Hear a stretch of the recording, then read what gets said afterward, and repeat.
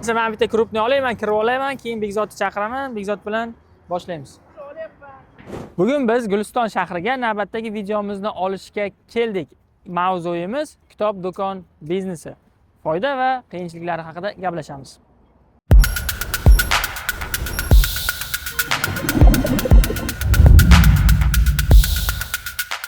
Bookmobile, ya'ni ko'chma kutubxonalar va kitob do'konlari 19-asrdan boshlab ko'chma kutubxonalar ommalashib boradi. Internet ma'lumotlariga qaraganda 1857-yil Britaniyada savdogar Jorj Murch 8 ta kutubxona aholisiga xizmat qiluvchi ko'chma kutubxonani tashkil qiladi. 1858-yilda esa Wharton Mexanika instituti tomonidan Wharton sayyor kutubxonasi tashkil etiladi. Yillar davomida turli ko'rinishlarda rivojlanib, ommalashib kelgan bu kutubxonalar chekka hududlarda yashovchi aholini kitob bilan ta'minlash va ularni ilmga bo'lgan ehtiyojlarini qondirishga xizmat qilgan. Ba'zi mamlakat hududlarida esa eshakda va tuyada kitoblarni tashib yetkazib berish xizmati ham bo'lgan. Aholi tomonidan juda yaxshi qabul qilingan bu xizmatlar mashina ixtirosidan keyin ot aravalar o'rnini zamonaviy avtomobil kutubxonalari egallashni boshlaydi. Keyinchalik katta shaharlarda sayyor kitob do'konlari ham xizmat qilishni boshlagan. Tashkilot yoki ta'lim muassasalariga borib savdo qilishda qo'l keladi. Kitob do'konga vaqt topa olmayotgan xodimlar, o'quvchilar uchun ayni muddao. Bir vaqtlar mening ham shunday orzuyim bo'lgan. Bu hozir ham bor. Qachondir katta furgon sotib olib, Kitob House brendi tushirilgan kitob do'koni bilan odamlarni xursand qilish. Bugun biz siz bilan aynan shu orzulari ro'yobida yashagan va sayyor kitob do'kondan ikkita filiali bor kitob do'kongacha bo'lgan yo'lni bosib o'tgan tengdoshimiz bilan suhbatlashamiz. Hozir Golden Books do'konlari asoschisi Bekzodni suhbatimizga taklif qilamiz. Assalomu alaykum. Assalomu alaykum. Salomatmisiz, charchamaysiz? Internetda bir necha yil oldin aynan TikTokda sizni ko'chma kitob do'koningizni ko'rganman, kitob aravachasini, aniqrog'i. Qanaqa boshlangan, o'zi ideya nimadan kelib chiqqan? Hammasini bir boshdan gaplashsak. Hammasini bir boshidan gaplashadigan bo'lsak, bu ko'chma kitob do'konidan boshlanmagan. Asli onlayn savdodan boshlangan. Birinchi boshda onlayn bo'lgan. Ha, shunday. Maqsad bo'lgan kitob do'koni ochish. Undan oldin sarmoyadan ham oldin birinchi mijozlarni yig'ib olish uchun bizga auditoriya kerak bo'lgan. Shuning uchun noldan boshlanganman deydi hamma. Shunday qilib men ham onlayn kitob do'konidan 10 ta kitob buyurtma berganman. Siz ham o'zingiz boshqa onlayn do'kondan buyurtma berib, o'zingizda sotmoqchi bo'lgansiz. Onlayn 10 ta kitob do'konidan buyurtma berib, o'sha kitoblarni Gulistonda onlayn sotganman. Zo'r-ku. Ana, boshqa platformadan buyurtma berib, boshqa platformada sotish. Ajoyib. Undan keyin yana buyurtmalar tushgan, yana shunday zaylda davom ettirib, keyin ulgurji savdodan kitoblarni olib, kattalashib, 6 oy davomida Gulistonda o'sha onlayn faoliyat olib borganman. Talabalarga o'zim yetkazib berardim. Juda ham qiziq bo'ladi bu jarayon. 6 oydan keyin shu ko'chma kitob do'konini dadam bilan yasaganmiz. Oilaviy biznes. Shunday. Dadam bilan o'zimiz yasab, qurib, aynan xuddi shu yerda turgan. Hozir ko'rib turgan joyimizda ko'chma savdo do'konini olib kelgansiz. Shunday. Bu yer qayer, qanaqa joy? Bu yer Gulistonning markazi. Bu yerda Alisher Navoiy haykali, bu yerda musiqali drama teatri, bu yerda talabalar ko'pincha bo'lishadi, abituriyentlar ko'pincha bo'lishadi, tayyorlanishadi, suhbat qurishadi, ko'p uchrashuvlar, hammasi Gulistonning markazi she'r bo'lganligi uchun odam gavjum ko'pchilik gavjum bo'ladi. Tushunarli. Qanaqa bo'lgan keyin onlayndan bu yoqqa o'tish hamda endi unda sharoit ozgina qiyinroq bo'ladi. Masalan, ko'chada ob-havo har xil bo'lishi mumkin, yozda issiq, bahor kuzda yomg'ir bo'lishi mumkin. Shunday ham bu yozda boshlangan kitob ko'chma do'kon yozda boshlangan. Shunday qilib oktyabrgacha shu yerda bo'lgan. Oktyabrgacha. Yozdan oktyabrgacha shu yerda bo'lgan. Shu yaqin atrofda bo'lardi ko'chma do'kon. Buni olib chiqib qo'yib, shu yerda ochib o'zim ham kitob o'qib o'tirardim va xuddi shu jarayonda har doim kamida 5 ta odam shu yerdan kitob olib, shu atrofda kitob o'qib o'tirishardi. Hattoki o'sha 2 marta 3 marta kelib bitta kitobni tugatib ketishardi. Ya'ni ular sotib olmaydi. Shunchaki siz kutubxonaga o'xshash ularga berib turasiz, shu yerning o'zida o'qib ketishadi. Shu yerning o'zida o'qib Hop, bu ham ajoyib. Men o'zim bilaman, u paytda TikTok platformasi bizda ommalashayotgan paytda aynan mana shu ko'chma do'kon nima deydi, videolarim orasidan chiqib qolgan. O'zim muxlisi bo'lib ancha vaqt kuzatganman, chunki o'zimda ham shunaqa niyat bo'lgan, maqsad bo'lgan. Ko'chma do'kon qilib, kattaroq endi u furgonda bo'lardi. Internetda rasmlarini ko'rib qiziqqanman va bularni kitob do'koni menimcha adashmasam O'zbekistonda birinchi bo'lgan unaqa. O'zbekistonda birinchi bo'lgan. Xuddi shunday ko'chma do'kon birinchi bo'lgan va hozirda aynan ana shu ko'chma do'kon katta ikkita filialga aylangan. Hozir filiallarni ham birma-bir ko'rib chiqamiz. Ko'chma do'kondagi siz mana shu yerda turganingizda yon atrofdagi odamlar qanaqa qabul qilishgan? Ya'ni munosabat qanaqa bo'lgan? Munosabat har xil bo'lgan. Yangilik bo'lgan, ko'pchilikka qiziqish bo'lgan. Shu orqali yaxshi eslab qolishgan. Keyin xuddi shu videolarni, ko'chma do'konda videolarni olib shu internet tarmoqlarida aylantirganmiz. U ham kuzatuvchilar ham ularga ham yangilik bo'lganligi uchun yaxshi qabul qilishgan. O'sha siz aytgandek TikTok, Instagram shular orqali birinchi mijozlarimizni topib olganmiz. Undan keyin Gulistondan keyin kattargan boshqa viloyatlardan, boshqa davlatlardan kerak bo'lsa, qo'shni davlatlardan, Tojikiston, Qozog'iston, Qirg'iziston, hatto shu yerlargacha onlayn buyurtmalar tushgan. O ana. Ya'ni eksport ham qanaqadir ma'noda bo'lgan, kichik bo'lsa ham. Shunaqa. Keyin Toshkentdagi ulgurji savdolar bilan yaxshi tanish bo'lganmiz. O'sha ulgurji kitob sotadiganlar bilan. Men bu yerda kitobni olib kelib reklama qilardim va o'sha O'zbekiston bo'ylab sotardim. Kuzatib o'tirardim, hamma kitob do'konlarini, nashriyotlarni yangi kitob chiqqan kuni bu yerda buyurtmalar yozib qoldirishardi menga. Bir nechta kitob buyurtmasi bo'lsa ham, o'sha bir nechta kitob uchun ertalab turib Toshkentga borib kelardim.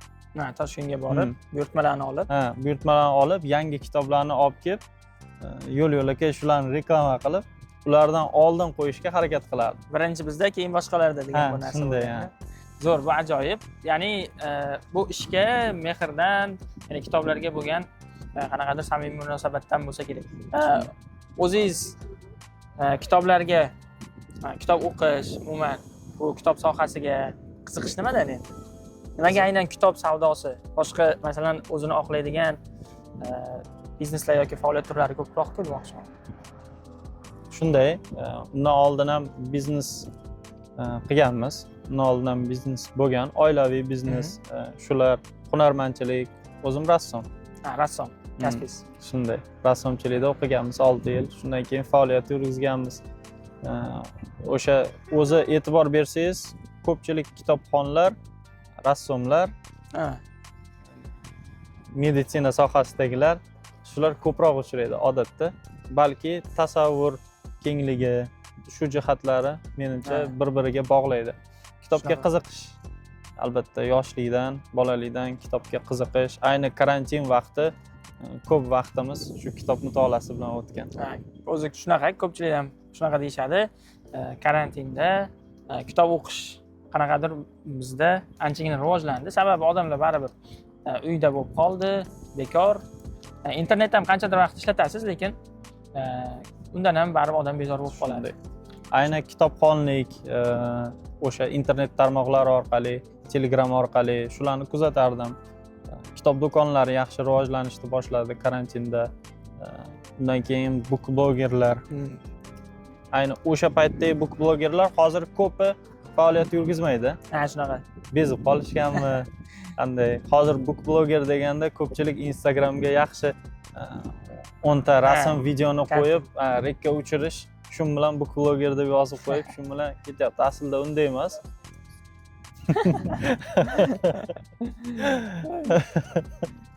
O'sha bitta gap aytib ketay, bittasi anaqa qilgan ekanda, mushugi bilan kontent qilar ekan. Mushugiga profil ochgan Instagramda. Dostoyevskiyni miyov deb ahmoq qilib qo'yganda, ko'rsangiz, mushugini ovozi bilan keyin bu yog'iga Dostoyevskiyni miyov deb anosini yozgan, aforizmday qilib, vashshe prikol narsa qilgan.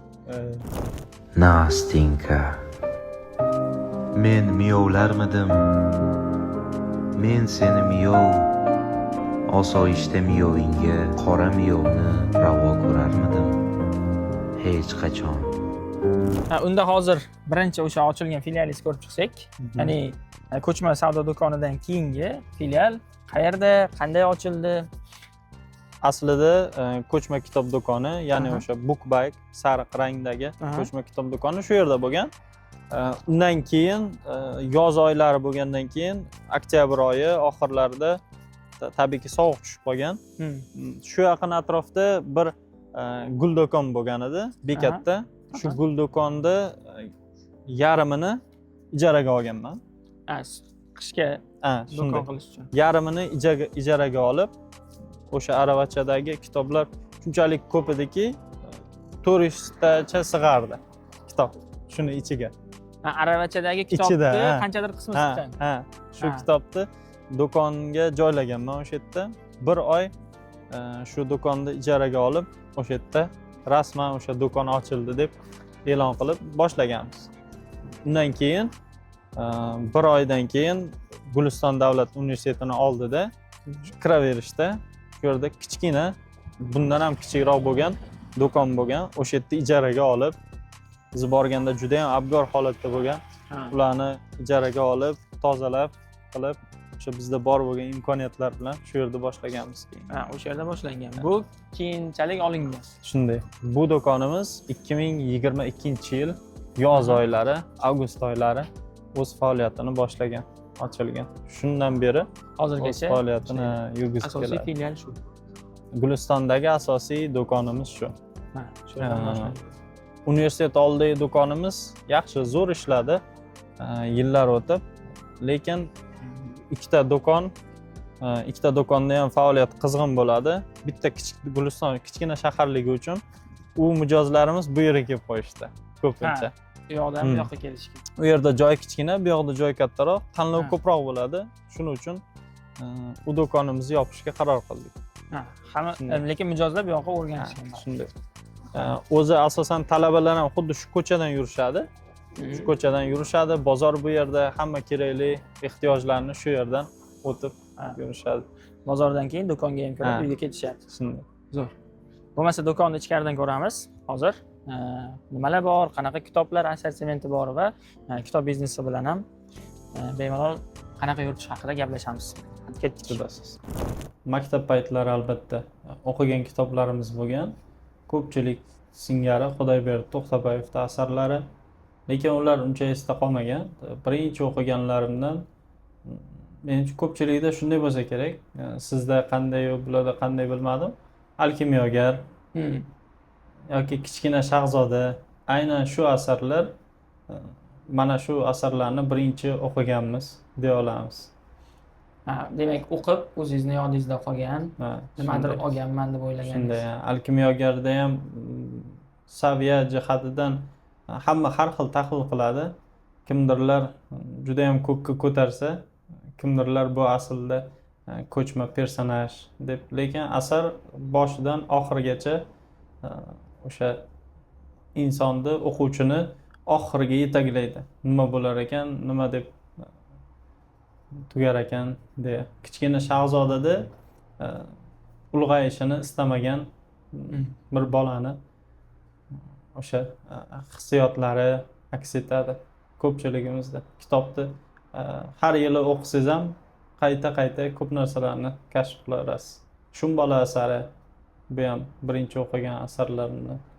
Undan keyin o'qiganlarimda asli mohiyatini keyin tushunib yetganman. Shun bolani ham.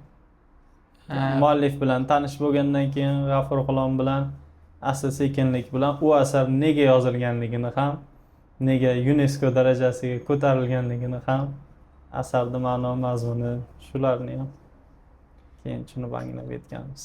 Kiramiz. Zo'r. Endi tanishtirsangiz, qanaqa kitoblar bor? Ko'proq qanaqa kitoblarni xohlashadi, olishadi? Shu assortiment borasida bir ko'rib chiqsak. Bu bizning kitob do'konimiz. Kichkina bo'lsa ham ancha kitoblarni topsa bo'ladi. Bu yerda kiraverishda o'sha ommabop kitoblar, eng ko'p so'raladigan kitoblar asosan diniy mavzudagi va o'sha hozir trenddagi deymizmi, talab ko'p bo'lgan, sun'iy talab oshirishayotgan kitoblar. Bularni ko'pchilik topib olishi uchun shu yerga joylaymiz. Shunday. Chunki ular u mijozlar nima olishligini oldindan aniq bilishadi, kelishadi, shu kitobni olib ketishadi. Taxminan necha nomdagi kitob bor?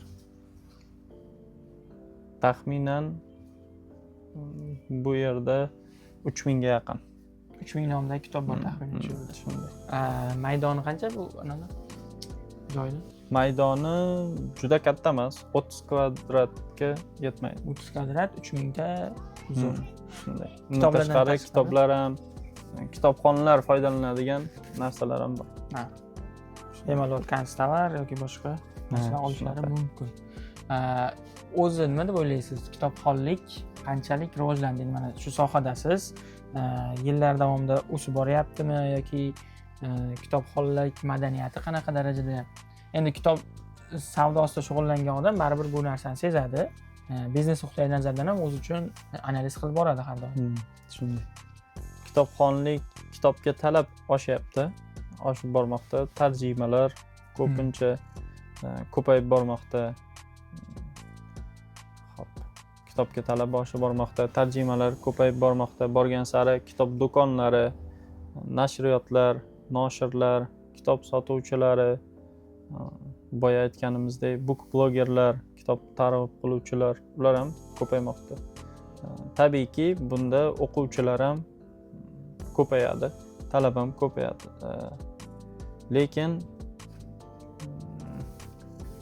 Lekin har doim ham biz o'ylagan, biz kutgan yaxshi adabiyotlarni odamlar o'qishavermaydi. Shunaqa paytda o'zingiz yo bu kitobni emas, mana bu kitobni ol degan holatingiz bo'lganmi? Bo'ladi, albatta.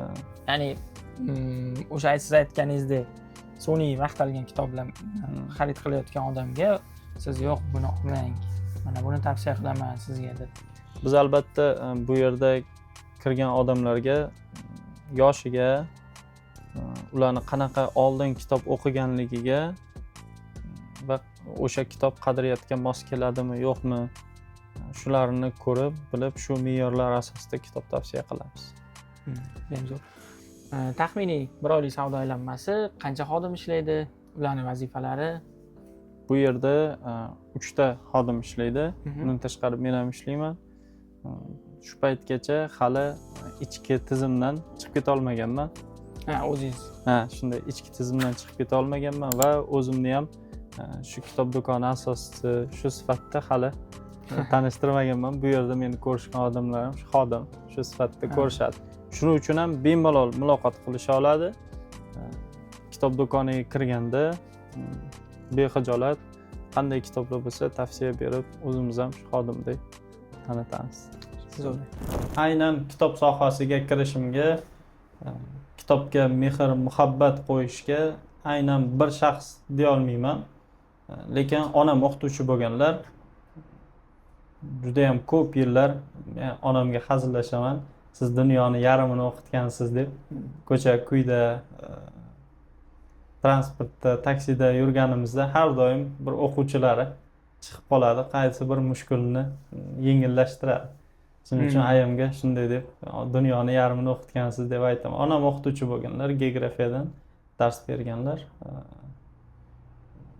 Tabiiyki, bizda o'quv jarayonlarimiz ham o'qituvchini bolasisan deb, sen yaxshiroq o'qishing kerak, ajralib turishing kerak deb bizga o'qitilgan.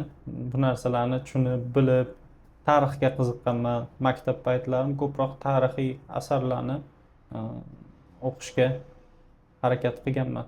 Tarixda hatto o'qituvchimiz Said opa degan o'qituvchimiz bo'lardi. Ular dars vaqtida Mamajonov Turonindan deb menga o'zimni sinfdoshlarimga dars o'tkazardi. Kitob do'kon biznesida foyda qanaqa? Ya'ni qilishga arziydimi? Ya'ni boshlayotgan odamlarga nima tavsiya berasiz o'zingiz? Kitob biznesida. Xo'p, kitob biznesi boshlayotgan odamlarga birinchi navbatda sabr, yaxshi biznes reja, chunki kitob biznesi bo'lgani bilan bu ham baribir biznes hisoblanadi. Unga baribir yaxshi puxta yillik rejalar qo'yib olish kerak. Foyda bo'ladi albatta, faqat siz o'sha narxlar, mijozlar oqimi, hamma narsani o'z me'yoriga keltirib olishingiz kerak. Kitob do'koni ochib faoliyat yurgizar ekansiz, faqat kitob do'koni emas, boshqa har qanday biznesda ham sizni tanlash uchun mijoz sabab kerak bo'ladi, yoki narxi, yoki joylashuvi, yoki yetkazib berishi, yoki hech kimda bo'lmagan kitoblari yoki boshqa narsalar bilan, yoki mijozlar bilan o'sha yaxshi ishlash orqali o'sha mijozlar sizni tanlashi mumkin. Golden Box'da asosiy fishka nima deb o'ylaysiz? Ya'ni mijozni esda qoladigan. Mijozni esda qoladigan asosiy fishka bu o'sha ko'chma kitob do'koni bilan boshlangani va mijozlar bilan bizda yaxshi ishlashi. Muomala jihatdan. Muomala jihatdan, tavsiyalar jihatdan va bizda o'rtacha bitta odam mijozimiz haftada 1, 2, 3 martagacha ham keladi. Doimiy mijozlar Doimiy mijozlar bilan yaxshi ishlaymiz. Shu jihatdan menimcha yaxshi bo'ladi. Endi tanishtirib o'tsangiz, qanaqa kitoblar bor bu yoqda? Ya'ni qanaqa bo'limlarmi? Bo'limlarga qarab qo'yilganmi? Nimaga qarab qo'yilgan kitoblar? Bu yerda bo'limlarga qarab harakat qilinadi. Chegirmalar bo'lganda ko'pincha joyi o'zgarib turadi. Kirganda o'zbek adabiyoti kitoblari, misol uchun o'zbek adabiyoti kitoblari anchayin arzon bo'ladi. Chunki ularda tayyor kitob fayli bo'ladi. Ularni faqat qog'oz uchun pul sarflanadi. Shu o'rinda aytib o'tish kerak, nimaga o'zbek adabiyoti arzon deyshadi? Ko'pincha o'zbek adabiyotini chop qilish uchun faqat qog'oz uchun xarajat qilinadi. Mualliflik huquqi, tarjimon, ular uchun deyarli xarajat qilishmaydi. Shunaqa. O'zbek adabiyotidan keyin bu yerda o'sha ko'rishimiz mumkin diniy adabiyotlar, trenddagi turk adabiyotlari, undan keyin yana diniy adabiyotlar, diniy badiiy adabiyotlar, ingliz, rus tilidagi kitoblarimiz bor. Topish mumkin bo'lgan, hozir nashrda bo'lgan hamma kitobni topsangiz bo'ladi. Hamma kitob olib kelib qo'yiladi birinchi. Shunday. O'zim ham ijtimoiy tarmoqdagi sahifalarni kuzatganimda e'tibor berganman. Boya ham aytib o'tdingiz, ya'ni ko'proq birinchi olib kelishga harakat qilasiz. Shu narsani ko'rganman, ya'ni boshqa do'konlarga chiqmasdan oldin ham bu yoqda bo'ladi qanaqadir darajada kitoblar. Shunday. Birinchi boshlanganda shunday bo'lgan, keyin hozircha unday emas. Biroz pozitsiya yondashuv o'zgargan. Yangi kitob chiqsa hammasi ham bizda bo'la bermaydi. Ularni saralab olib kelishimiz, sotishimiz mumkin bo'lgan, zarur bo'lgan kitoblarni birinchi o'rinda bo'ladi. U nimaga qarab saralaysiz, masalan, yangi chiqqan kitob? Bu yoqqa kerakligi auditoriyani o'rganish natijasidami yoki o'zingizda qanaqadir boshqa usulingiz bormi? Ya'ni yangi kitob chiqdi, siz bu do'kon kerak yoki kerak emasligi? Kerak emasligi birinchi o'rinda talab jihatdan bo'ladi. Yangi kitob chiqishdan oldin reklama qilishadi. Talab bo'lsa, bizdan ham ko'proq so'rashadi. O'sha kitobni ko'ramiz. Diniy mavzudami, badiiy mavzudami yoki bizning qadriyatimizga mos keladimi? Misol uchun shunaqangi kitoblar bor. Qadriyati, o'zini e'tiqodi yaxshi bo'lmagan, hali sust bo'lgan yoshlar o'qib bu kitoblarni sal chalg'ib qolishi mumkin. Shunaqa kitoblar ham bo'ladi. Shu kitoblarni biroz chetroq yoki keyinroq yoki talab bo'lganda, aynan o'qilishi kerak bo'lgan odam so'rashsa, shularni olib kelamiz. Uydagilar qanaqa qilib rozi bo'lishgan, bu vaqtlari maktab, undan keyin kollej bitirganimizdan keyin men o'sha mutaxassisligim bo'yicha, rassomchilik bo'yicha ancha ishlaganman. Obyektlarda, restoran, kafe, uy, shunday jihatlarni bezatib shu faoliyat bilan ishlaganman. Undan keyin ancha yillar baribir kitobga qiziqishim bo'lgan. Karantinda o'sha deyarli bitta, ikkita kitob o'qib tugatardim. Karantin vaqtlari ham audio kitoblar, elektron kitoblar ko'proq o'qidim. ana shundan keyin baribir kitobni asl mohiyatini his qilib, kitob sotishlik qanchalik yaxshiligini siz kitob sotayotganda xaridorga butun bir olam, butun bir dunyoni bir bo'lagini, hissiyotlarni yetkazayotganimni his qila boshladim. Yetkazishimni his qila boshladim. Shuning uchun ham shu yo'lga kirishga ahd qildim. Boshida onlayn boshladim bu narsani. Aytib o'tganimdek, o'sha Asahiydan olganman 10 ta kitob aksiyada. Aksiyada 10 ta kitob olib kelib shuni sotib, boshlashimdan oldin to'g'risi ota-onam zo'r bo'lib ketadi ham, yaxshi bo'lib ketadi ham deyishmagan-u, lekin yomon fikrda ham bo'lishmagan. Ota-onani o'zi farzandga bera oladigan eng katta motivatsiyasi qo'llab-quvvatlashi, bu uni fikrini qo'llab-quvvatlashi. Ishonsa, ishonmasa bo'ladi, yaxshi yoki juda ko'p ruhlantirmasa ham unga xalaqit bermaslik, o'zini yo'lini topib keta olishlikka qo'yib berishlik. Bu ota-ona uchun ham katta narsa. Tanishlarim, meni yonimdagilar hamma bunga qarshi bo'lishgan.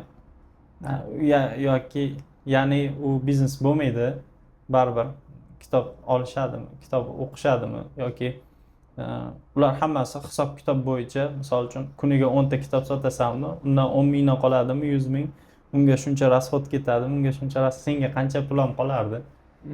Shunday deb ochishimga salbiy fikrda bo'lishgan. U payt o'sha ishlarimiz bilan, dekorativniy ishlarimiz bilan, ustachilik ishlarimiz bilan, shular bilan yurardik. Shun bilan bir yonma-yon qilib onlayn savdoni boshlaganman. O'shandan keyin baribir vaqt bo'lgan, 6 oy muddat kerak bo'lgan, sal o'zini mijozlarini topib olish uchun. Ana shu paytda baribir yo'q bo'lmaydi. Menimcha to'xtatsammikan, nima qilsam ekan degan xayollar bo'lgan. Lekin baribir o'sha qat'iyatlilik deydimi, o'sha ortga qaytmaslik, xuddi shu jihatlar sababchi bo'lgan. Bu fe'l-atvorni hosil bo'lishiga rassomchilikda hissasi bor deb o'ylayman. Chunki rassom o'tirib bitta portret ustida soatlab, kunlab, oylab ishlaydi. Buni tushunmagan, chetdan qarab turgan odam shuncha o'tirib, bitta joyda o'tirib rasm chizasanmi, sabring qanday yetadi, shunaqa so'zlar bilan aytishadi. Shundan qat'iyatlilik, sabr, matonat rivojlangan. Endi mana Guliston shahridagi sizni bilvosita yo bevosita raqobatchilar, ya'ni kitob do'konlari nechta? Ularning orasida o'rin qanaqa? Kitob do'konlari deyarli ko'p emas. Bor, o'qituvchi nomli kitob do'koni bor, u ham hozir xususiy. Undan keyin yana bir nechta sanab o'tsa bo'ladigan kitob do'konlari bor, lekin ular aslida kitob do'koni emas. Sovg'a, o'quv qurollari ko'proq shularga ixtisoslashgan. Shunday. Kitob ularni bir bo'lagi do'konidagi. Do'kondagi. Bizda asosan kitob do'koni, o'quv qurollari, shunga o'xshash buyumlar ham endi qo'shilib borilyapti. Asosan kitoblar sotiladi. Demak, Guliston shahrida hozircha Golden Books'ni aynan kitobga ixtisoslashgan yagona kitob do'koni desak bo'ladi. O'qituvchi degan kitob do'koni bor, yagona bor lekin kitob do'koni. Zo'r. Qarang, Book House degan bor. U yerda ham kitob do'koni emas, hamma narsalarni topsangiz bo'ladi. Lekin book deb ochilgan narsalar bo'ladi, yoziladi. Nomida kitob. Yoziladi, keyin boshqa agar Book House deganlar shuni ko'rib turgan bo'lsangiz, Kitob House nomiga mos ekan, aynan kitobga mo'ljallangan. Kitob House'da shartnoma qilsanglar. Hozir yaqinda shunday voqea bo'ldi. Bir tanishim aytib yubordi. Shu tanish kitob olishdida, kitob olishib, mana shu odamni taniysizmi? Ha, taniyman desa. Shu odam kitob biznesi boshlayotganda men qo'llab-quvvatlaganman, zo'r bo'lib ketadi deb aytib yubordi. Vaholanki u odam o'sha eng qarshi chiqqan, yurmaydi, bo'lmaydi deb aytgan odamlardan bittasi. Va nihoyat biz Toshkentga yetib keldik. Bekzod, endi Toshkentdagi filialni lokatsiyasini, manzilini tushuntirib bersangiz. Aha, juda ham soz. Orqamizda Jahon tillari universiteti, Aha. hamma bilgan. Jahon tillaridan chap tarafga chiqishda 200 metr yursangiz, Fannon tillar zavodi o'ng qo'limizda. Fanonni to'g'risi. Fannonni to'g'risida esa bizda o'sha kitob do'konimiz Golden Books kitob do'koni. Golden Books, marhamat. Endi hozir ichkaridan ko'rib do'konni tanishtiramiz. Xo'p. Adashmasam bu filial yangi ochildi. Xuddi shunday. Tushuntirib bersangiz, maydoni qancha, bu yerda qanaqa kitoblar bor, shularni hammasini bitta ko'rib chiqsak. Savdo sistemasi bu yerda qanaqa? Bu do'konimiz o'sha xuddi shu yil avgust sentyabr oylari ochildi. Avgust oyi ishni boshladi. Sentyabr oyi to'liq ish faoliyatida ish boshladi. Ochilishi ham bo'ldi. Ochilishiga ham o'zingiz keluvdingiz. Keldim. Shunaqa. Shunday. Oldin nariroqda kichkinagina joy edi. Xuddi shu 21-dom bo'lsa, 20-uyda bizda oldingi kichkina kitob do'konimiz bor edi. Juda ham kichkina, tor, lekin hamma kitoblarni topish mumkin bo'lgan kichkinagina ixcham kitob do'konimiz edi. Bu yoq endi kengaytirilgan, chiroyli dizayn qilingan. Bu yoqda qanaqa kitoblar bor? Assortimentni ko'rib chiqsak. Bu yerda Gulistondagi do'konimizdan farqli ravishda rus, ingliz tilidagi kitoblar ko'proq.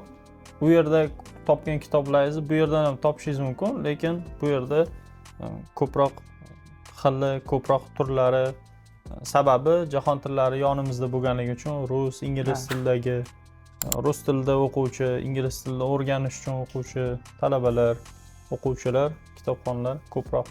Chet tildagi adabiyotlarga talab bor. Talab ham ko'proq bo'ladi. Ha, yoqdagiga nisbatan. Ham 3-4 yil oldinga nisbatan ayniqsa ingliz tilidagi kitoblarga talab juda ham ortgan. Asli kitoblar bo'lsa, kitoblar o'sha 100, 200, 300, 400 nechtadir sahifadan iborat bir qog'ozli mahsulot bo'lsa, bu tarafdan olib qaraydigan bo'lsak, ularni haqiqiy adabiyot bor. U qanaqadir ma'lumotlar yozilgan bo'lishi mumkin, u qonun kitoblar bo'lishi mumkin yoki adabiyot bo'lishi mumkin. O'zi asli adabiyot bilan boshqa mavzularni ajratib olishimiz kerak. Ko'pchilik tanqid qiladigan shuni sariq adabiyot deydigan turk adabiyotimi yoki haqiqiy adabiyotmi, adabiyotshunoslar, tilshunoslar bu narsalarni baribir ham yaxshi tushunishadi. Haqiqiy adabiyotni farqiga borishadi. U o'zbek adabiyotidan ham, turk adabiyotidan ham, jahon adabiyoti, rus adabiyoti, adabiyot deganda uni farqini bilib olishimiz kerak. Xuddi shunday bunda rassomchilik ham menga katta yordam bergan. Haqiqiy asarlar bilan oddiy asarlarni farqini bilgandek, buni farqlay ola bilish kerak. Uslubiy jihatdan yozilgan asarlar bor. Bir xil yozuvchilarni asarlarini o'qiysiz, uslubini, yozish uslubini, tasvirlashni, Dostoyevskiyni o'qiydigan bo'lsangiz, siz insonni ichki hissiyotlarini eng tublariga, eng tub-tubiga tushasiz. U his qilgan azob, uqubat, aybdorlik hissiyu men eplolmadim deyishligu, o'zini ayblash, bu narsalarni hammasini his qilib ko'rasizda. Bir xil yozuvchilar xuddi shunday tasvirlaydi. Bir xil yozuvchilar yengilroq tasvirlaydi yoki Orwelldek, misol uchun ayni voqelik boshqa narsani bildiradi, o'zi asli uni tub mohiyatida boshqa narsa aks etadi. Xuddiki Navoiyning asarlari sevgi, muhabbatni bong urib targ'ib qilishadi deb o'ylaganidek, u o'zi asli Navoiyning hamma asarlari ilohiyotga bog'lanadigan asarlar, misralar, g'azallar. Shunday. Kitob do'konida ishlash mazza bo'lsa kerak. Hamma kitoblarni o'qib chiqqanimiz kerak. Yoki kirgan odamlar so'rashadi, shu yerdagi hamma kitoblarni o'qib chiqqanmisiz? Xuddiki sotuvchi bu yerdagi hamma kitoblarni o'qib chiqqan bo'lishi kerak. Ha. Ushlagan kitobini narxini, ichida nimaligini bilib aytib berishi kerak edi. Afsuski unday emas.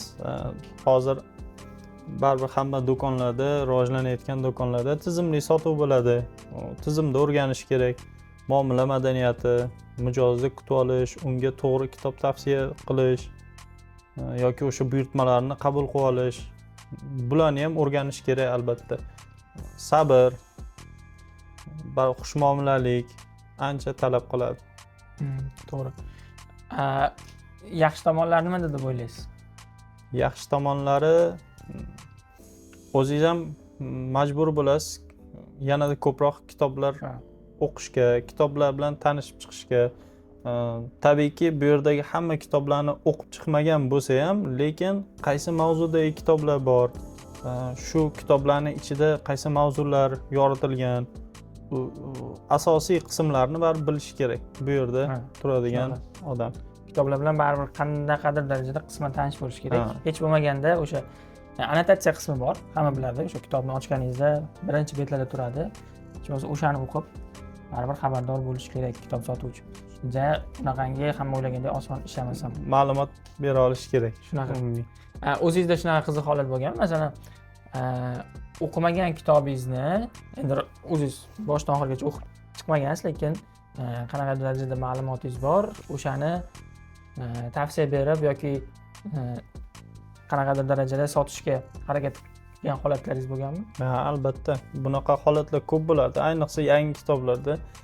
Yangi nashrdan kelgan kitoblar mana sotuvimizga keldi, yangi, birinchi, bugun keldi deb reklama qo'yasiz. Kitobxonlar shoshib keladi-da, ushlab turib o'qiganmisiz deydi. Shunaqa holat. Bunaqa vaziyatlar ko'p bo'ladi. Unda shu kitobni umuman yangi kelgan kitob bilan tanishib chiqishga harakat qilamiz. Shu mavzudaligini, ichida roman yoki hikoyalar yoki diniy mavzuda qanday mavzularga olib borishligini, bularni o'qib chiqib tanishamiz albatta. Va o'sha mijozlarga mavzularni ko'proq, qaysi mavzular, qaysi yozuvchilar, shularni aytamiz. Tanishib chiqishini, o'zini so'raymiz. Baribir kitobni istalgan betini, sahifasini ochib ko'rganda boshlab keta oldimi, yoqdimi, demak u kitob kitobxonniki. Baribir tanlovga kelganda qog'oz kitobni tanlayman. Chunki qog'ozda siz kitobni chiqishini kutasiz. Uni borib xarid qilasiz, varaqlarini ko'rasiz, muqovalarni tanlaysiz, ularni hidlab ko'rasiz. Kitobning ichidan keladigan ifodani baribir tasvirlab bo'lmaydi. Ularni belgilab o'qiysiz. U kitob mavjud shaklda bo'ladi. U sizni sumkangizda, u sizning cho'ntagingizda yoki kitob javoningizda bo'ladi. Xuddi yozuvchining qalbi, yoziqlari siz bilan, xuddi yoki yozuvchi siz bilan deb inson miyasi bilan ham xuddi shu narsalarni his qiladi. Ya'niki yozuvchining bir bo'lagi unda yashayotganini his qiladi. Asarlarini o'qib ularda chuqurroq yana yozuvchi bilan birga bo'la oladi. Uni asarlari bilan, asarlardagi qahramonlari bilan. Baribir qog'oz kitobni o'rnini ko'proq ma'qullayman. Chunki o'qib chiqqandan keyin boshqa odam o'qib chiqishi mumkin yoki u kitobni siz sovg'a qilishingiz mumkin. Inson kitob, eng yaxshi kitob sovg'a. Undan keyingi kitob boshqa bir kitob deydi. Eng yaxshi sovg'a. Shunday ham sovg'a qilishingiz mumkin. Sovg'a qilganda ham inson ancha xursandchilik his qiladi. Siz o'qigan kitob boshqa insonga bersangiz, bu bir qog'oz kitob qo'ldan qo'lga o'tib ko'p yaxshiliklarga sababchi bo'lishi mumkin. Book blogerlar bor, ko'p. Ular bizni oramizda siz kabi kitobni targ'ib qiluvchi insonlar. Lekin hozir shunday tushuncha bo'lib qoldiki, Instagram rivojlangani sari profiliga o'sha bir nechta suratlar yoki videolar yoki rekka chiqishlar orqalimi odamlarni book bloger deb o'ylab fikrlab qolishyapti. Aslida bu xato. Har bitta o'sha kitob sahifasi deb kirgan Instagramdagi sahifaga kirar ekanman, xuddi shu narsaga e'tibor beraman. Qandaydir rasm yoki video bo'ldimi, uni ostidagi izohlarni o'qib ko'raman. Haqiqiy kitobxon o'qigan kitobi haqida, asarlari haqida tahlili xuddi shu narsalar bilan bo'lishadi deb bilaman va o'sha post ostilarini birinchi navbatda menga muhim. Ko'rgan bo'lsangiz, hamma video, rasm joylashadi, tagiga hech narsa yozishmaydi. Agar book blogerlik Instagramda deb oladigan bo'lsak, aynan shu jihatlardan e'tibor beraman. Chunki unda haqiqatda kitobxonni fikrlari yozilgan bo'ladi. Book blogerlarni kuzatganmiz o'sha 3-4 yil oldin hozirgi kundagi eng katta auditoriyalik 10 mingdan oshiq obunachilari bo'lgan book blogerlar ham bo'lgan. Hozirgi kunda ham bor, Salimov bor mana. Haqiqatda yozuvni qadrlaydigan, fikrlarni bo'lishadigan, o'qib turib shu asarga kira oladigan blogerlar bor. Kitob do'konlar sohasida qiynayotgan qanaqa muammolar bor?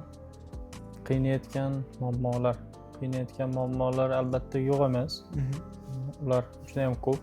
Shulardan 3tasini sanab o'tadigan bo'lsak, birinchisi mualliflik huquqi. Mualliflik huquqi juda ham ko'p hollarda buzilishlar bo'ladi. Muallif ruxsatsiz o'sha noshirlar kitoblarni chop qilishadi. Keyin ularni kitob do'konida bo'lganda kim uni ko'rsa, o'sha kitob do'konida kitob sotuvchisi ushlanadi. Uni noshir emas. Uni javobgar kitob sotuvchisi bo'lib qoladi. Lekin uni noshir emas. Agar noshir shuni mualliflik huquqi bilan nashr qilganda, sotuvchi borib o'sha huquqlari himoyalangan kitobni olib kelib sotardi. Xuddi shunday. Bu muallif bilan va oddiy aytganda kontrafakt kitoblar, chet el adabiyotlari, rus, ingliz adabiyotlari, bulardan juda ham ko'p. Biz iloji boricha o'sha chetdan keltirilgan kitoblarni sotishga harakat qilamiz. Baribir topilmagan kitoblar, baribir zarur kitoblar bo'ladi, bo'lish ehtimoli bor. Bu barcha kitob do'konlarida. Ba'zi bir do'konlar bor edi, hamma taniydigan do'konlardan ham shunday kitoblar biz olib kelmaymiz deb baribir majbur bo'lishadi olib kelib sotishga ularni. Lekin ana shular tubiga yetganda sotuvchi baribir aybdor bo'lib qoladi. Javobgar baribir sotuvchi deb qoladi. Shunday. Ikkinchisi bu uchrab turgan yana bitta muammo. Hozirgi kunda turk adabiyoti kirib kelgandan keyin kitob sohasi bir siljidi desak bo'ladi. Boyaginday sariq adabiyotdan bir kitobxonlar uyg'onishdi. Ya'ni o'sha kitob o'qimagan insonlar kitob olib, qidirib kelib o'qishdi-ku. Diniy ma'no mazmundagi turk adabiyotlarini o'qishganda biroz siljidi desak bo'ladi. Bu kitoblarga nisbatan. Diniy ma'no mazmunda kitob nashr qilishda hukumatning 180-sonli qarori bor. Diniy ma'no mazmundagi materiallarni tayyorlash, saqlash, ya'ni o'sha sotish, bularni noshirlar ko'proq ahamiyatga olsa, bu huquqlarni yaxshi o'z joyiga qo'ysa, ya'niki yaxshi bo'ladi deb o'ylayman. Chunki misol uchun diniy materiallari bo'lgan kitoblar yoki mazmundagi kitoblar noshirlar u jihatlariga e'tibor bo'lmaydi. Ya'ni xulosasi chiqmasdan turib kitobni chiqarib sotishadi. Tabiiyki unga talab bo'lgandan keyin biz sotuvga olib kelib qo'yamiz. Lekin ular xulosadan o'tmagan kitoblar bo'ladi. Bunda javobgarlik sotuvchiga bo'ladi, ya'niki noshirga emas. Ya'ni bunda yana kitob do'kon jabr ko'radi. U kitobni chiqargan, noshirga hech qanday chora ko'rilmaydi yoki u qanaqadir bir ogohlantirish oladimi shunda? Ya'ni siz shunaqa kitob chiqaribsiz, bizni do'kondan topildi shu kitobingiz, nima deydi, ruxsatnoma olmagan ekan, ya'ni ruxsatnoma olishi shart bo'lgan kitoblar qatorida ekan, lekin biz buni sota olmayapmiz deb noshirlarga murojaat bo'lganmi o'zingiz tomoningizdan ham? Qanaqa javoblar olingan? Biz tarafdan hali eshitmadikki, birorta noshir bunga jazolanganini yoki bir tortilganini. Endi jazolansin deb xohlamaymiz-u, lekin bizadan faqat o'sha tekshiruv uchun kitoblar olib ketiladi-yu, lekin qaytariladi deyiladi, lekin shu paytgacha hali birorta kitoblar qaytib kelmagan. Tushunarli qilib aytadigan bo'lsak, bu mahsulotni chiqarayotgan tadbirkor emas, ya'ni mahsulotni ishlab chiqarayotgan tadbirkor emas, aynan uni sotayotganlar yo'lda jabr ko'ryapti. Jabr ko'proq ko'rib qolyapti.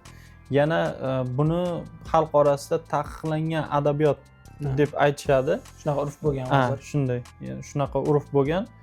Aslida bu taqiqlangan adabiyotlar emas. Bular xulosasi chiqishi kerak bo'lgan, tekshirilishi kerak bo'lgan adabiyotlar sirasiga kiradi. Taklif kiritardimki, shunday bir platforma bo'lsa, ya'niki u platformada o'sha hukumat xodimlari deymizmi, mana shu nashriyotdan chiqqan mana shu kitoblar rasmiy ravishda ogohlantirsa, shu kitoblar qaytadan nashrdan chiqishi kerak, diniy idoradan o'tishi kerak deb haqiqatdan rasmiy tasdig'ini topsagina, topib bizaga xabar berishsa, birinchi navbatda ogohlantiruv, keyingisida biz albatta o'zimiz xatomizni tan olamiz. Ba'zida o'zim ham guvoh bo'lganman, shunaqa holat bo'ladi. Ya'ni boya aytib o'tganlaridek, bu kitoblar taqiqlangan degan mazmundagi gaplar yuradi, lekin ular taqiqlanmagan, aynan u kitoblar shunchaki tekshiruvdan bir karra o'tish kerak. Noshirlar shunga e'tibor berib, o'sha chiqarayotgan kitoblaridagi ma'no mazmunga, unda yozilgan qanaqadir diniy jumlalar bo'ladigan bo'lsa, o'shalarga e'tibor berib chiqarishadigan bo'lsa juda ham yaxshi bo'lardi. Lekin ba'zida shunaqa bo'ladiki, qayerdadirda siz taqiqlangan deb degan o'sha qo'shni tog' ichidagi taqiqlangan deb eshitgan kitoblaringiz boshqa joyda bemalol sotilayotgan bo'ladi. Bu ham o'sha kitob sohasida ishlaydigan odamni ikkilantirib qo'yadi. Ya'ni bu mahsulotni olib kelish kerakmi, xaridorga berish kerakmi yoki bermaslik kerakmi? Bu yoqda ham har xil tushunmovchiliklar paydo bo'ladi. Shunday. Aynan shu tomondan qanaqadir aytganlaridek bitta platforma yoki doimiy xabar berib borilsa, juda ham yaxshi bo'ladi. O'sha bitta ro'yxatdagi taqiqlangan deb xulosaga olinadigan kitoblar hamma do'konlardan yig'ishtiriladigan bo'lsa, hamma bilgan o'sha kitob do'konlarida, shular rastalarda qo'sha reklamalar qilinadi, ura-ur sotilib kitobxonlarga beriladi. Lekin birini ushab, biri qoladi. Buni agar tekshiruv bo'lmaslik kerak emas, tekshiruv bo'lgani yaxshi. Hammamiz uchun ham yaxshi, lekin buni hammada qilgani ham sotuvchini emas, noshirni bu borada ko'proq ish olib borgani ularni yaxshi deb o'ylayman. Shu taklifni kiritaman. Bu narsa shaffoflik bo'lishi, sotuvchilarni ham bu narsalardan ogohlantirishi rasmiy ravishda. Shunaqa. Bu narsa yana nimaga sabab bo'lishi mumkin? Ya'ni siz o'sha internetda reklamada ko'ryapsiz, ko'pchilik aynan o'sha kitobni maqtayapti, lekin siz borib ma'lum bir do'konlardan u kitobni topa olmayapsiz. Shu jihatdan aynan siz topa olmagan kitob do'koniga nisbatan sizda yomon xulosa paydo bo'lishi mumkin. Ya'ni qaysi ma'noda bu kitob do'konda hamma kitob topilmaydi deb siz qaytib kirmasligingiz mumkin. To'g'ri. Aynan kitob do'koni ham o'zini mijozini yo'qotib qo'yishi mumkin ana shuni orqasidan. Doim bir xillikni saqlash tarafdori bular aytayotgan gap bo'yicha. Yana bitta og'riqli nuqtalardan kopiya kitoblar desak bo'ladi. O'sha hamma noshirlar ham bir xillarni noshir deymiz, bir xillar sotuvchilar qiziqib o'sha kitobni bosib shunday chiqaraverishadi. Nega ba'zi kitoblar arzon bo'ladi deb ko'pchilik so'rashadi. Chunki ularga boya aytganimizdek faqat qog'oz uchun xarajat qilinadi. Faqat qog'oz uchun xarajat qiladi-da, boyagi kopiya qilayotgan odam mazasini u ko'radi. Vaholanki uni ikkalasini ikkita sotuvchi bo'lsa, ikkalasi bir xil summadagi kitob sotyapti. Misol uchun 60 ming so'mlik kitobni ikkita odam sotyapti, lekin bu 60 ming so'mga boyaginda original kitob sotayotgan 50 mingga kelgan, narigisida 20 ming so'mga kelgan. Internet platformalaridan buyurtma qilishadi. Ular original kitobni rasmini qo'yib reklama qilishadi. Ular buyurtma beradi. Deylik, Navoiyning qaysidir bir cho'lda eng chekka joyiga uni kitobni yetkazib beradi. U original kitob uchun qimmat narx to'laydi. Unga esa original emas, kopiya kitob keladi. Undan keyin ana shu kitobxon demak shu kopiya original kitob ekan deb taniydi. Bu ham kitobxonlar orasida kitobga bo'lgan to'g'ri munosabatni buzishga olib keladi. Va o'sha mualliflik huquqi deb aytib o'tdik. Muallif ruxsatsiz nashr qilinadigan kitoblar. Xuddi shunday kitoblar sirasiga Valeriy Sinelnikovni Dardingni sev degan kitoblari bor. Shaxsan o'zim ham o'qib chiqqanman. E'tiqodi mustahkam odam o'qisa, u kitoblarni yaxshi, haqiqatda o'zingiz uchun, hayotingiz uchun yaxshi prinsiplar qo'yib olish uchun xizmatchi bo'ladi u kitob. Lekin xuddi shu kitoblarni balki siz ham ko'rgansiz, ko'k muqovada chiqqan. O'sha muqovalari hozirgacha kitob do'konlarida sotiladi. Izlanib ko'rilsa, u chiqarayotgan noshirlar, firmalar hozir yopilib bankrot bo'lib ketgan ekan, lekin kitoblari chiqadi. Demak, ulardan keyin ham aynan o'sha kitobni boshqa bosmaxonalar xuddi shu kitoblarni yaqinda o'sha buxorolik noshirlar haqiqatda muallifning ruxsati bilan sotib, xarid qilib, shuni bir seriyada qilib chiqarishyapti. Bu bitta kitob misolida.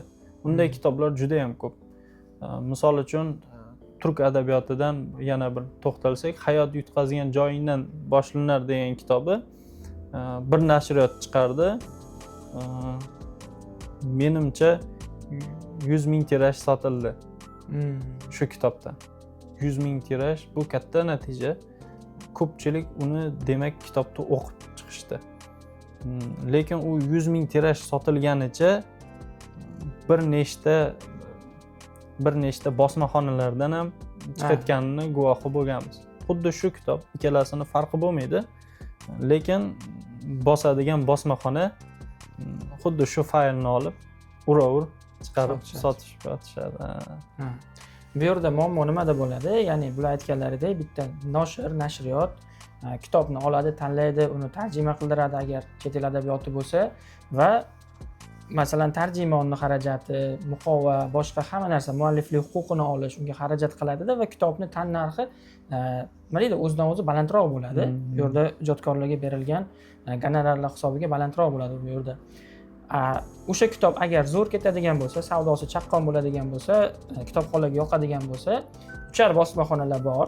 Ya'ni ular bosmaxona deyish ham balki noto'g'ridir, shunchaki kopiya chiqaradiganlar, o'sha kitobning kopiyasini qiladiganlar, aynan o'sha kitobni ular aytganlaridek shunchaki qog'oziga xarajat qilib, shunchaki bosib chiqarishadi va hattoki original kitob chiqargan noshirdan ko'proq sotishadi.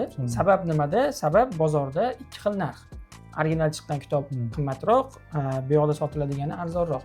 Tabiiyki, o'zimiz ham arzonroqni ba'zida xohlab qolamiz. Hamma ham istaydi. Shunaqa bo'ladi.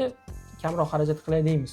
Ayniqsa kitob bo'ladigan bo'lsa, arzonroq berishni xohlaymiz. Mana shu jihatdan ham ko'proq shu noshirlarga ham, keyin kitob do'konlarga ham bu yoqda zarar bo'ladi.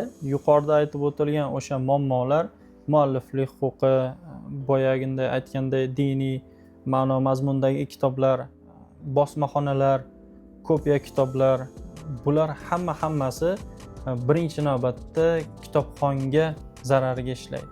Birinchi navbatda. Chunki u qimmat narx to'lab sifatsiz kitob xarid qiladi. Mualliflik huquqini buzgan kitobni xarid qiladi. Varoqlari, sahifalari yaxshi emas kitoblarni o'qiydi. kopiya kitoblarda haqiqatda haqiqiy kitoblar original kitoblardan farqli bo'lishi mumkin. Ba'zi bir bitlari yo'q yoki shriftlari juda ham bir-biriga kirishib ketgan. Haqiqiy noshirning kitobini olib ochganingizda o'qish uchun ham qulay, varaqlari ham o'zini o'sha normalariga juda ham yaxshi rioya qilgan. Xuddi shunday bilsangiz bo'ladi. Kitobni qo'lingizga olganingizda. Yuqoridagi muammolar o'sha nafaqat bizga, kitobxonlarga ham eng katta o'sha zararlardan, minusga ishlaydigan jihatlaridan. Umid qilamizki, yuqorida bular aytib o'tgan, sanab o'tgan faoliyatlariga ta'sir qiladigan muammolarni o'sha mas'ullar o'z vaqtida ko'rib chiqishadi va bunga nima deydi, yaxshi tomondan, ijobiy tomondan yechim taklif qilishadi deb o'ylaymiz. Bosmaxona, noshirlar ham bularni ko'rib turib sal balki o'ylab ko'rishar bu haqida. Bu sohaga, kitob sotishga mehr qo'yib boshladim. O'sha boya aytganimdek, to'xtalishlar, yo'q bo'ldi, to'xtab qolaman, bo'ldi, davom ettirmayman. Odamlarda o'sha o'xshamaydi, bo'lmaydi, yurmaydi, kimdan kitob sotib olardi degan gaplari qaysidir vaziyatlarda to'xtashlikka sabab bo'lgan. Lekin vaqtlar o'tdi, o'sha do'konni rivojlantirish, kitobxonlarga kerakli kitoblarni topib berish, tavsiya qilish, ular bilan yaxshi ishlash natijasida shundan keyin men sherigimni topdim. Sherigim meni topdi desa ham bo'ladi. Buni albatta gapirib o'tishim kerak. Sherigim meni topdi. Ular bilan shu Toshkentdagi navbatma-navbat Gulistondagi kitob do'konlarini ochib, birgalikda yuritib kelmoqdamiz. Shu do'konlarimiz ochishiga faqat men emas, sherigim sabab, ikkalamiz. Men qanday mehnat qilsam, ular ham shunday o'z hissasini qo'shadilar. Shunday. Xuddi shu natijaga yetib kelishimiz uchun faqat men deb ko'rib qolmasdan bu yerda boshqa shaxs ham borligini inobatga olib qo'yishlarini so'rardim. Ular o'zlarini tanitmaydilar, tanishni yoqtirmaydilar. Balki keyingi intervyularingizda balki intervyu olib qolarsiz. Buni ham ochilishda kitobxonim sovg'a qilgan. Bunimi? O, zo'rlik. Chizilgan. Chizilganmi bu? Seriously? Shunday. Men chiqarilgan deb o'ylabman. Yo'q, chizilgan. Qo'l mehnati. Qo'yili. Sovg'a qilib olib kelgan ochilish. Bu qanaqadir kraskami shunda? Shunday. Chiqarilganga o'xshaydi. Shuni ham anaqa qilib o'ting, xursand bo'laman. Ha, zo'r. Aytsangiz bo'lar ekan o'zi. Mana bugun yana bitta YouTube videomizni o'z yakuniga yetkazdik. Bu uchun Golden Booksga va Bekzodga rahmat aytamiz. Sizga ham kattakon rahmat tashrifingiz uchun. Salomat bo'ling. Bu video aynan nima uchun chiqdi? Meni o'zim shaxsan bularning o'sha kitob aravalariga juda ham qiziqib qolganman va ancha payt muxlislar bo'lib yurganman. Aynan shuning uchun mana o'sha kitob aravadan keyin ikkita katta do'konni, aynan kitob biznesini birgalikda ko'rib chiqdik. Yoqqan bo'lsa like bosing, kanalimizga obuna bo'lishni unutmang. Hamda agar siz ham Golden Booksdan qachondir kitob sotib olgan bo'lsangiz yoki hozirgacha xaridor bo'lsangiz, albatta kommentariyalarda Golden Books haqidagi o'z fikrlaringizni bemalol yozib qoldirishingiz mumkin. Biz uni albatta o'qib chiqamiz. Men ham o'qib chiqaman. Javob beramiz. Bekzodni o'zlari ham o'qib chiqib javob beradilar. Yoki yana bitta shu yerda qo'shimcha qilib o'tib ketsak, YouTube'ga joylanadi-ku, to'g'rimi? YouTube'da mana shu videoning ostida eng yaxshi izoh yozgan bizning mijozimizga, haqiqatan ham mijozimizga bizning sovg'alarimiz bo'ladi. Bo'ldi. Qancha muddat qo'yamiz? Video chiqqandan keyin? Video chiqqandan keyin 5 kun deylik yoki 10 kun deylik. Ha, bo'ldi. Video chiqqandan keyin 10 kun davomida aynan Golden Books mijozi bo'lsangiz, bu yerdan kitob olgan bo'lsangiz yoki kelib nima deydi, sotuvchilar bilan birga muloqot qilgan bo'lsangiz, ular haqidagi o'z fikrlaringizni bemalol yozib qoldiring. Eng yaxshi izoh egasiga 10 kun ichida, video qo'yilgandan keyin 10 kun ichida biz Golden Booksdan maxsus sovg'a yuboramiz. Hammaga rahmat kattakon, ko'rganingiz uchun, vaqtingiz uchun minnatdormiz.